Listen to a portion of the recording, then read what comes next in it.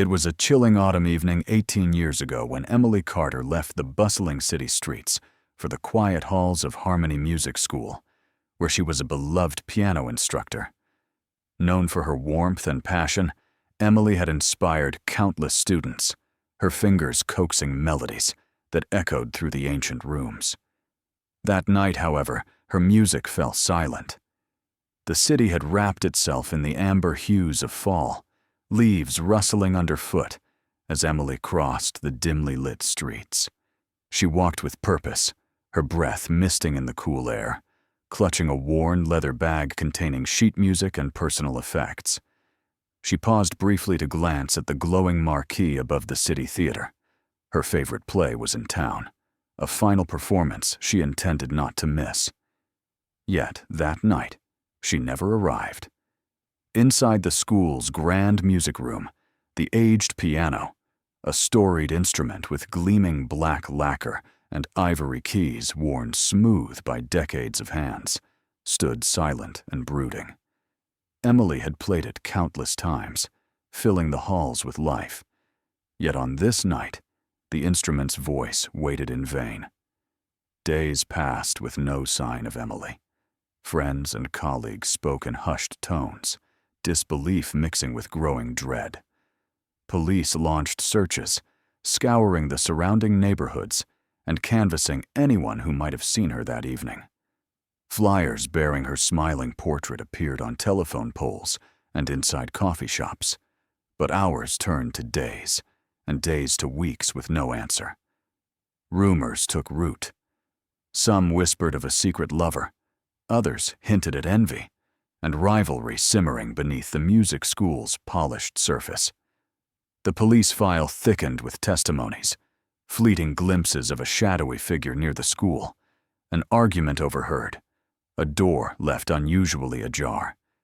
Yet, for all their efforts, Emily had vanished as if swallowed by the autumn fog itself.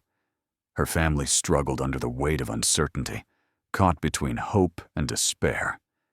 Her mother kept the piano bench Emily had once polished as a sacred relic, the memory of her daughter's laughter a haunting refrain. Students remembered her gentle smile and the way her eyes sparkled when she spoke of music's power to heal and connect. As investigators pieced together the last known moments, Emily's hurried steps toward the theater, the absence of any sign at the performance, the empty chair where she should have been, an unsettling question lingered. What hidden chord had silenced her song forever? Years would pass, but the mystery remained unresolved, haunting Harmony Music School and the city it called home, until the day restoration crews unearthed a secret hidden behind the piano's polished facade, one that would shatter the fragile peace and reopen wounds thought long closed. 18 years had passed since Emily Carter disappeared into the autumn night without a trace. The city had moved on, the old Harmony Music School weathering seasons of change and neglect, but the walls still held whispers, and now restoration crews were about to uncover a secret no one could have imagined. The renovation project began on a crisp spring morning. Workers carefully dismantled worn fixtures and peeling paint, preparing the historic building for a new chapter. In the grand music room, beneath layers of dust and memories, stood the piano that had once been Emily's stage, a majestic instrument, its surface scarred by time, yet still proud. It was the foreman, an experienced craftsman named Tom, who first heard the strange hollow sound. While moving the piano to clear space for repairs, a dull thump echoed from inside. Curious and concerned, Tom instructed his team to carefully open the piano's base. What they found next froze the room into silence. Hidden within the ancient wooden frame were skeletal remains, carefully concealed, yet unmistakably human. Nearby lay a pair of worn but elegant leather shoes, tufted and polished, as if awaiting one last recital. Alongside them rested a folded, yellowed theatrical program, its edges frayed, with the name Emily Carter, faintly visible in delicate script. The discovery sent shockwaves through the community. Police and forensic teams descended quickly, reclaiming the music room as a crime scene. Reports spread across local news outlets, reviving memories and questions that had lain dormant for nearly 2 decades. Detectives reopened the cold case with renewed vigor. How could the victim have been hidden in such an intimate and unexpected place? What story did the shoes and program tell? And most hauntingly, who had the knowledge and opportunity to conceal someone within the very heartbeat of the music school?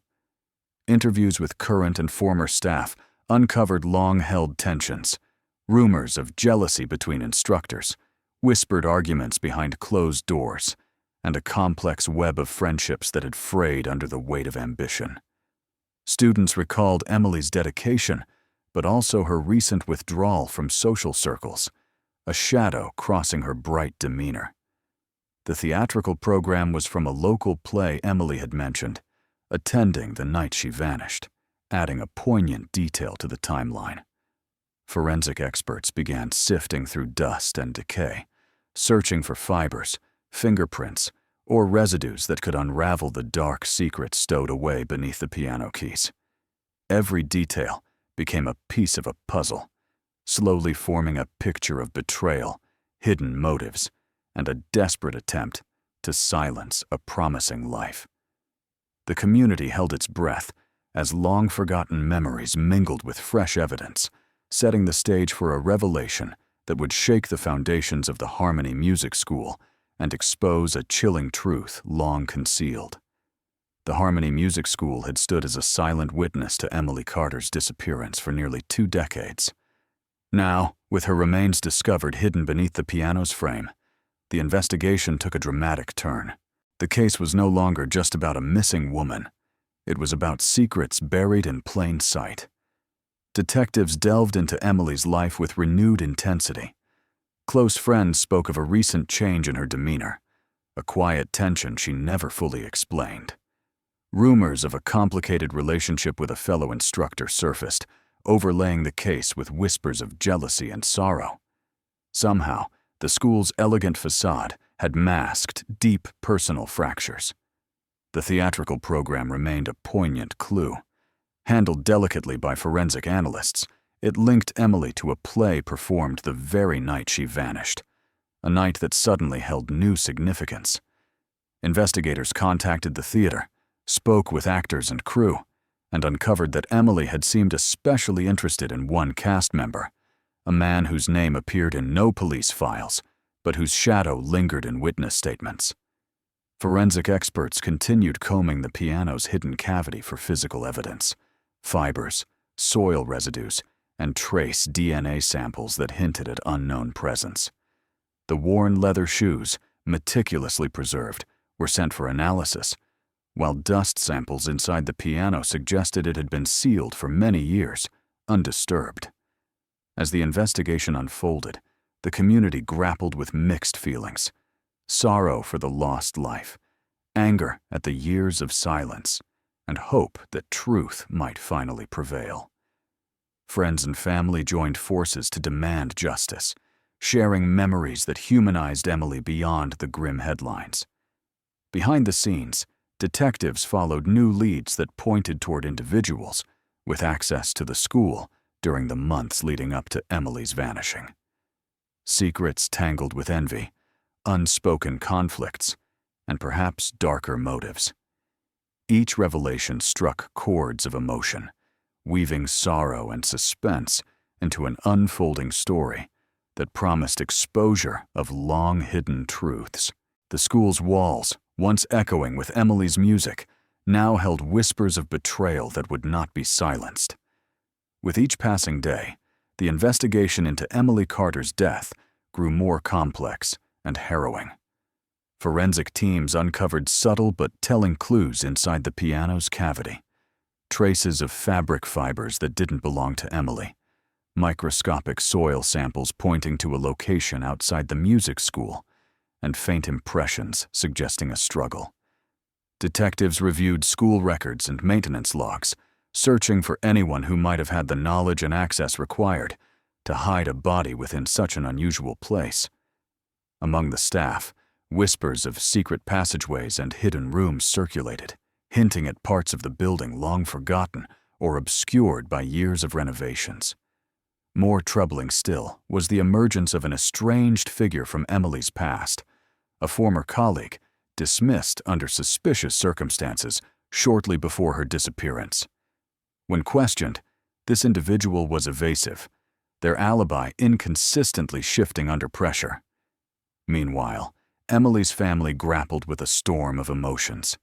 Years of unanswered questions gave way to poignant moments of sorrow and fragile hope. Her mother clung to the found theatrical program and the worn leather shoes, tokens linking the tragic past to a tangible reality. Community members rallied, remembering Emily not only as a victim, but as a vibrant woman who had touched many lives. Candlelight vigils were held in the music school's courtyard, where her students played melodies in her memory, their notes a haunting testament to a life violently silenced but never forgotten.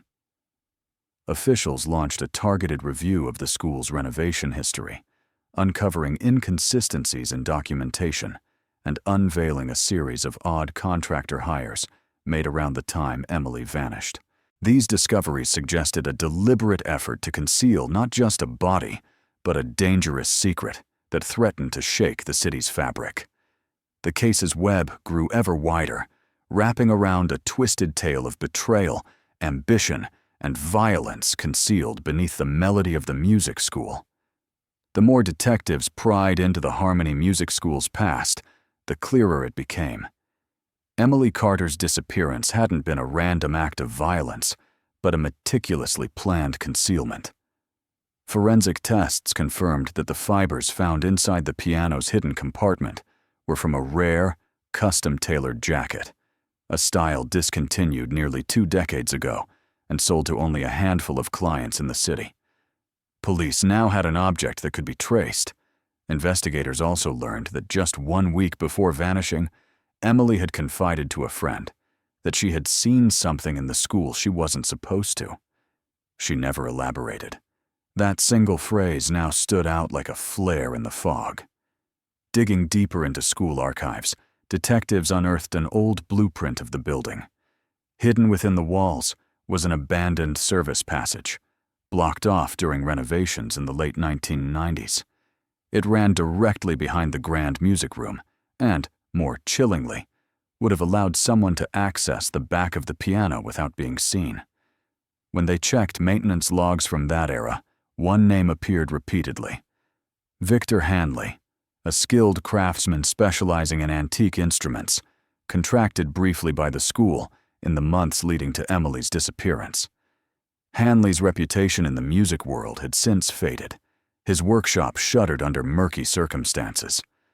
Meanwhile, Emily's brother, Daniel, spoke to the press for the first time in years.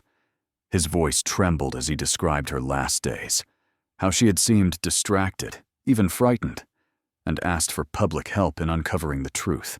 His appeal ignited public memory, leading to new tips from witnesses silent for nearly 20 years. One former student recalled a heated argument between Emily and a man fitting Hanley's description just days before she vanished. Another remembered seeing that same man lingering in the school late at night, carrying a black case big enough to hide almost anything.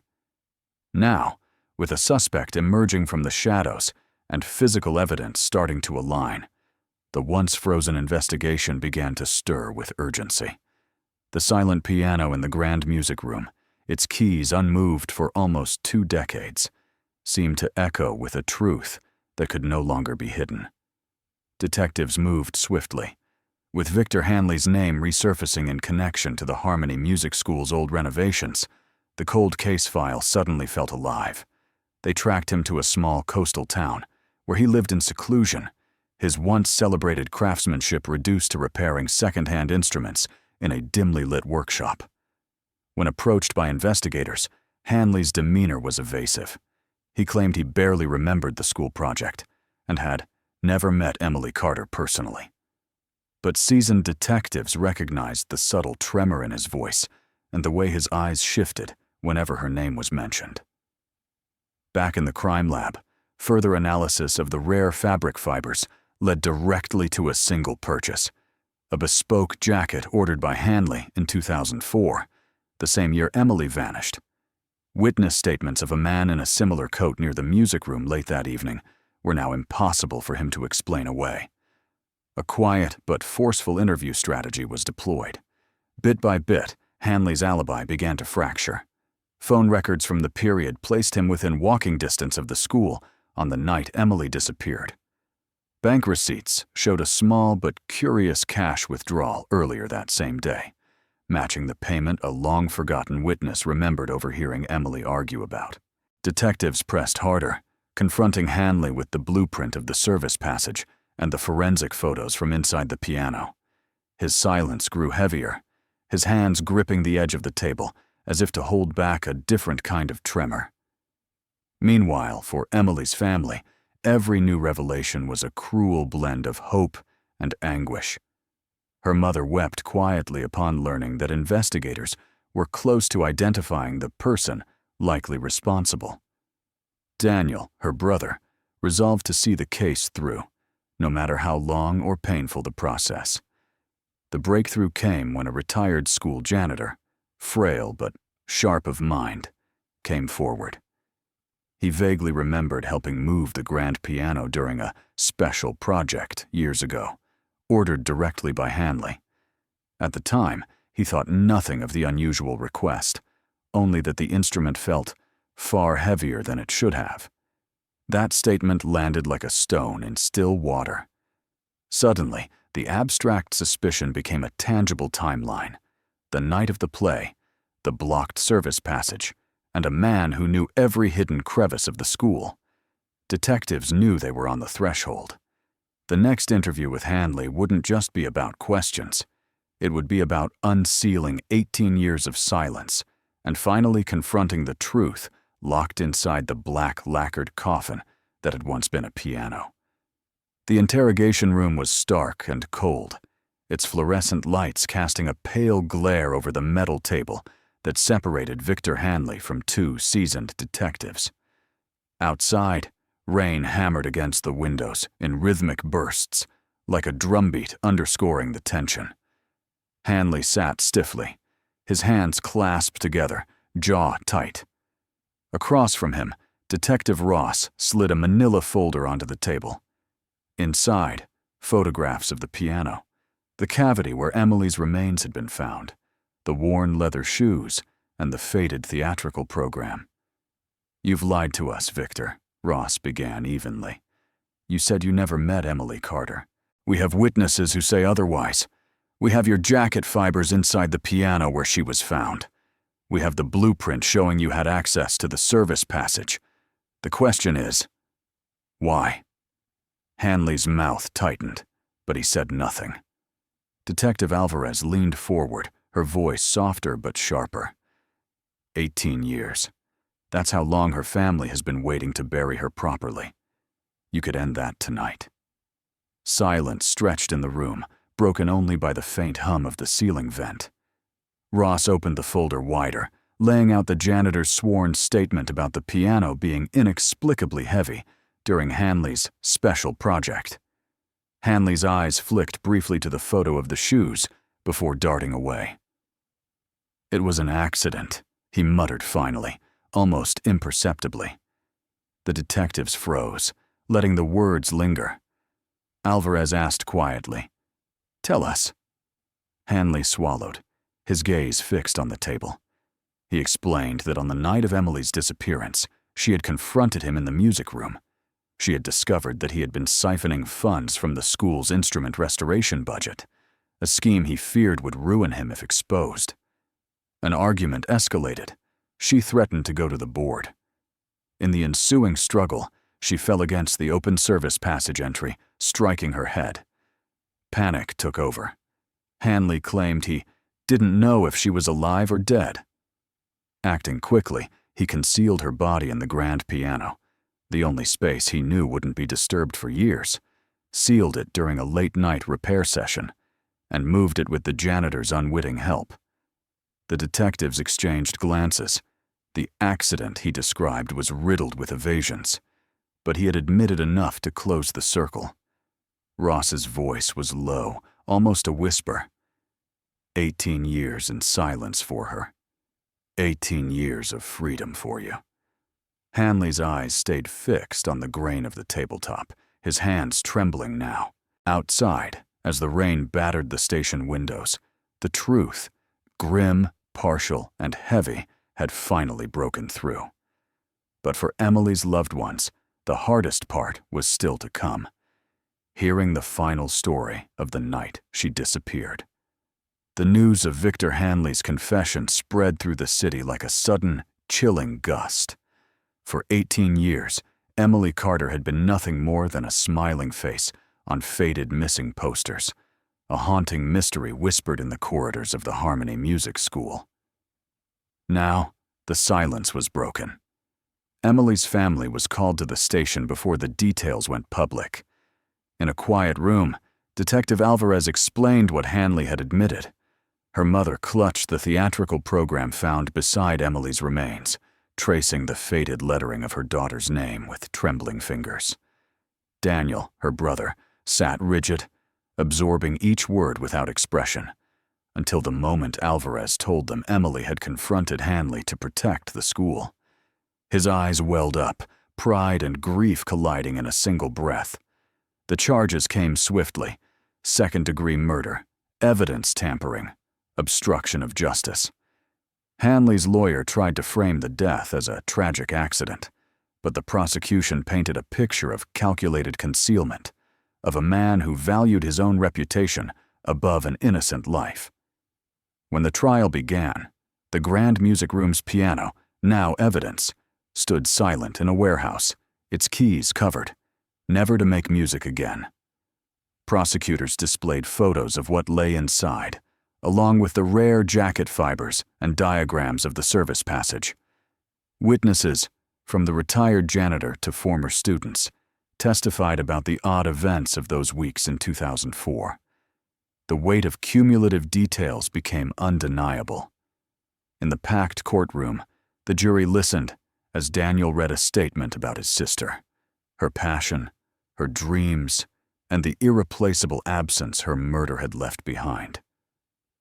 "She taught me that music is made of truth," he said, "and truth always finds a way to be heard, even if it takes 18 years. Deliberations were short. Hanley was found guilty on all major counts. As the verdict was read, Daniel's hand closed over his mother's, both of them silently weeping, not for victory, but for the end of an unbearable limbo. The city mourned Emily anew, but also celebrated that her story would no longer be just a mystery. It was now an account of justice delayed, but not denied. Outside the Harmony Music School, former students gathered for a memorial concert. Music filled the courtyard, soft at first, then growing, the notes rising into the evening sky. There, under the same autumn trees that had once marked Emily's last walk, her name was spoken with love, not fear. For 18 years, the piano had held a terrible secret. Now, its silence was broken, and in that echo, the city found peace